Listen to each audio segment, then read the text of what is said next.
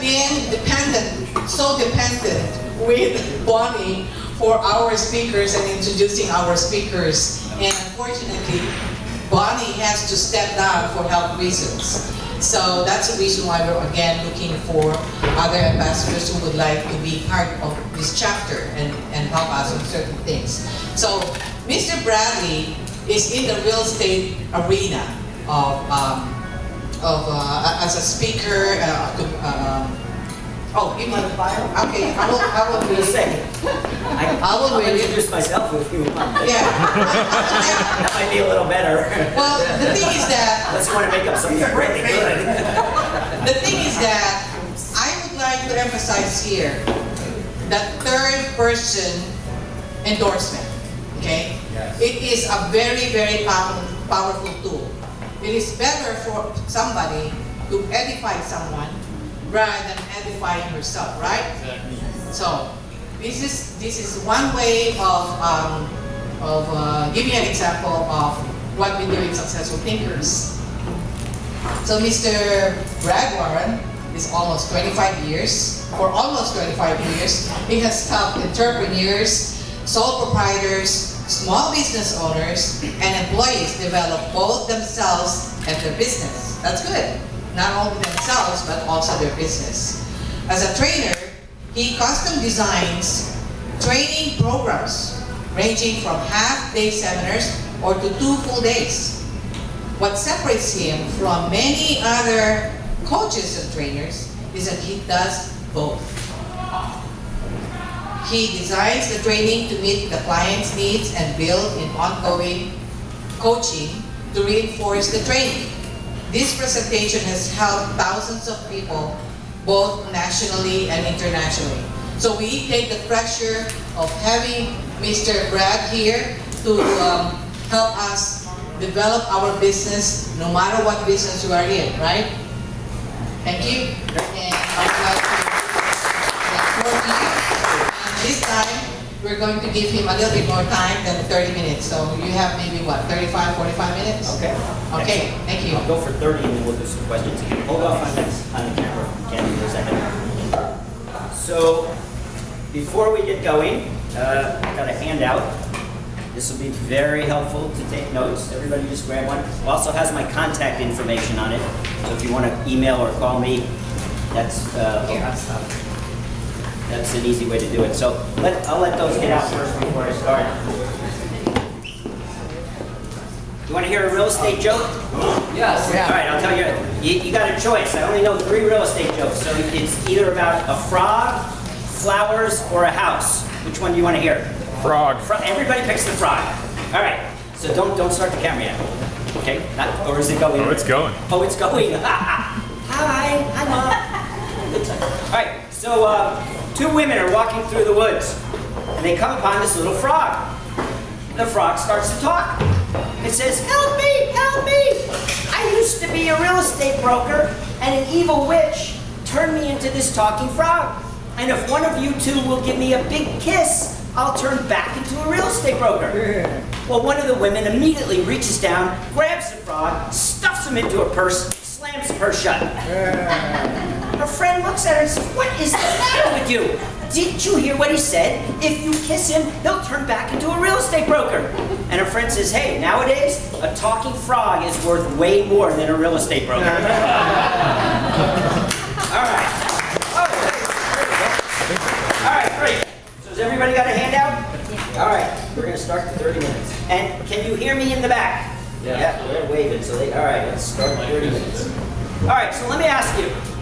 How many of you have ever had a communication breakdown with another human being on the planet Earth? Let me just see a show of hands. Okay, and if you're not raising your hand, either you didn't hear me or you're faking it.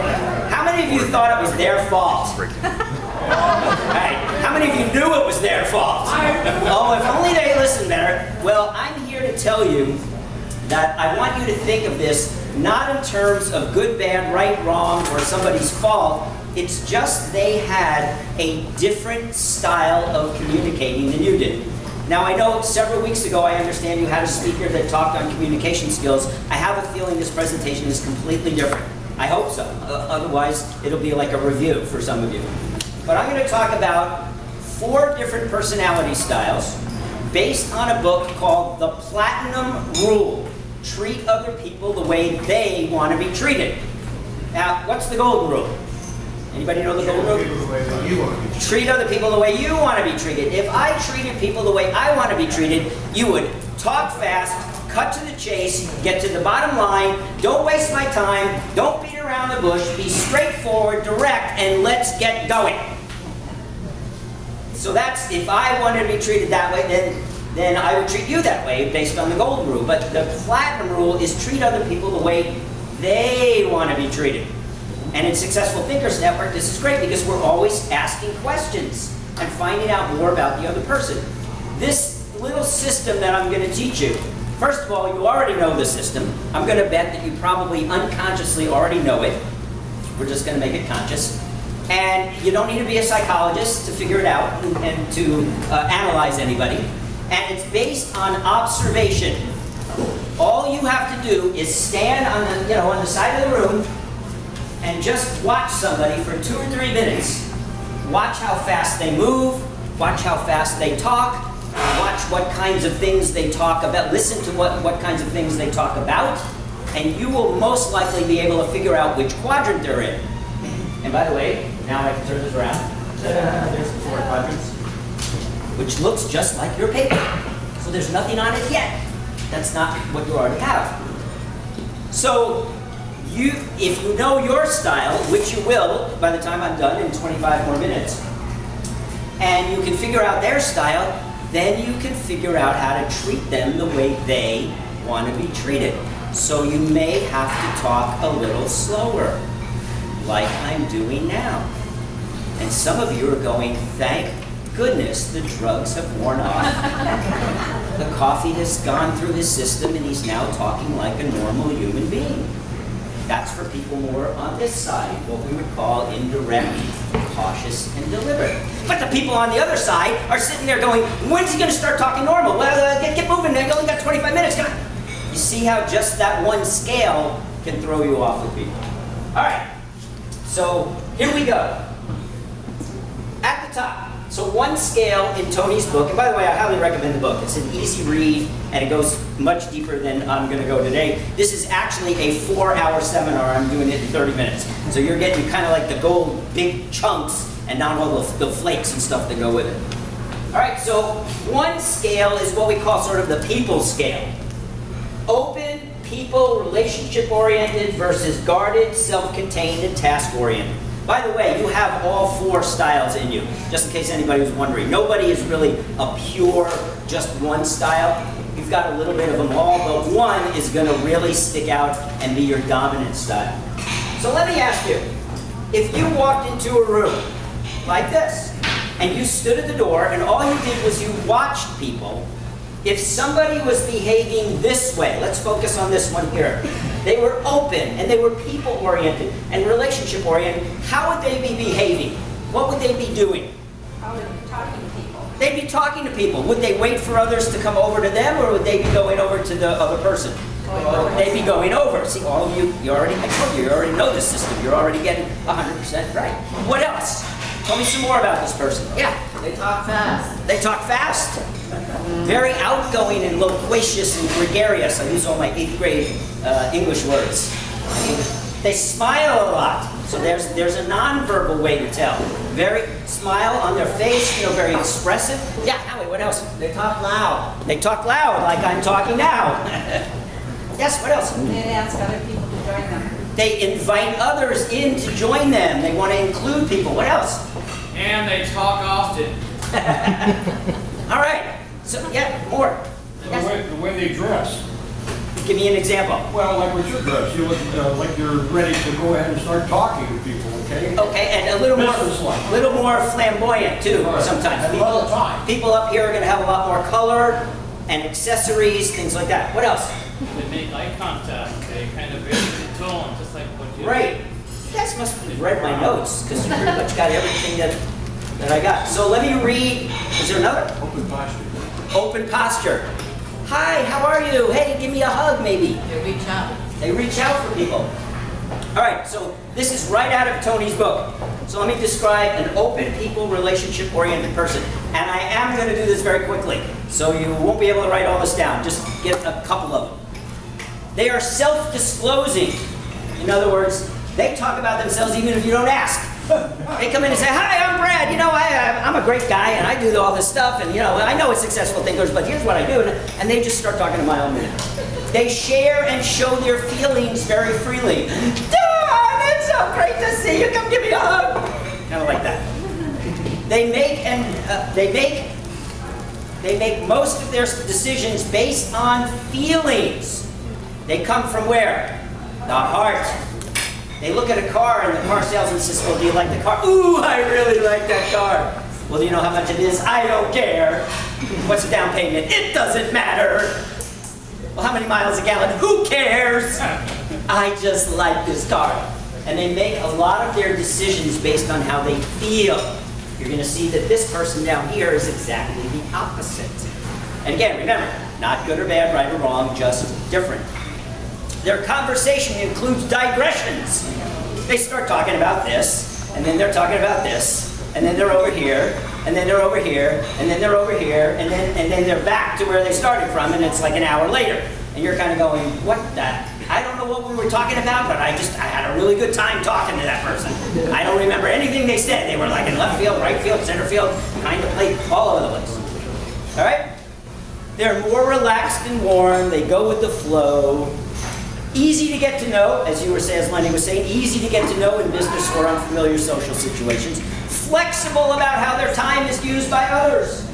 If they are working at all, and a lot of times at work they're not, they're busy socializing, but if they are working at their desk and you walk in, what do they immediately do? Stop!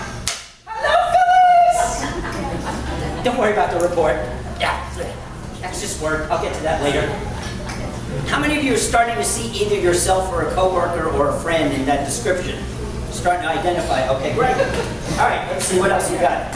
Flexible, prefers to work with others. These are team players. These people like to be on a team. They like to work with a group of other people. Let's see. Initiates and accepts physical contact. Shares or enjoys listening to personal feelings. Animated facial expression. Kind of like me right now.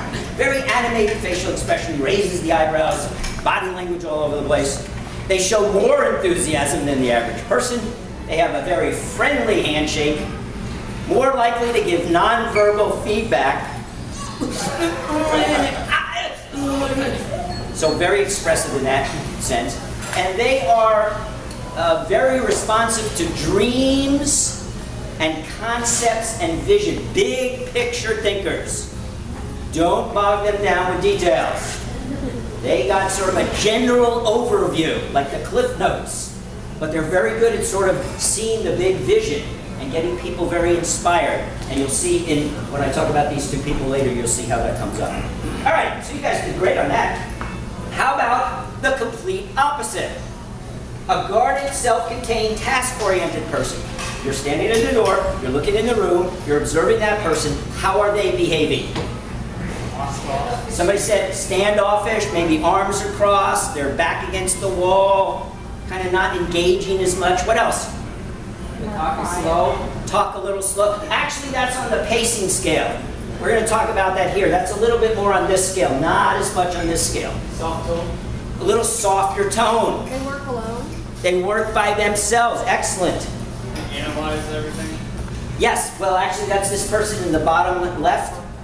But this person will do a little bit of that. But they're more methodical. They're more in their what? Head. That's where they make their decisions based on facts and figures and analysis and data and logic. More like that. All right, let me jump right into the book from Tony. So self-contained behaviors. They're a little more guarded. They keep their feelings private. They make decisions based on evidence. So if the car dealer says, "How do you feel about this car?" "Oh, I don't feel anything about the car." "Well, are you interested in buying it?" "Well, how much does it cost?" "What's the down payment?" "What are the terms?" "What's the braking distance on asphalt when it's 65 degrees outside and I'm traveling 62.5 miles per hour and I'm slightly distracted by my cell phone?" They want evidence, they want facts, they want information, as you were alluding to, before they can make a decision. It just doesn't come from their gut or their heart. They really kind of analyze it and figure it out. Well, should I go to the next successful thinker? Well, let's see, there were 29 people there, and 3 of them were potential clients. You know, they're like logically figuring it out, versus most of us, it's like, yeah, it's a great group of people. I like them and I want to be there. I like hanging out. The food was good. It was $10. I mean, come on, give me a break. And I won the raffle, you know. So they're kind of like that. But this person is much more in their head. Let's see. Focuses the conversation on the issue and task. They stay on the subject. They're formal and proper. Oh, they go with the agenda. You ever been in a staff meeting with one of these people? Maybe at some point in your life you were on a team or an employee, and you're in a staff meeting, and there's the agenda, and all of a sudden the guy running, or the woman running the meeting goes off the agenda. This person jumps out and says, "Excuse me, we're off topic. We're off the subject. We need to get focused." That's one of their favorite words, the F word. Okay. Is this camera? Is this live? Hi. Okay. So they love to stay focused in their conversations. Takes a little more time to get to know them. They're disciplined about how their time is used by others. If they are working, and usually they are, because they're very task-oriented, if they're working at their desk with their head down like this, and you walk in, what do? They totally know. Yes, what is it? Can't you see I'm busy? Yeah, there's a fire in the building. Good, go handle it. You know, talk to me later. If it's coming this way, let me know.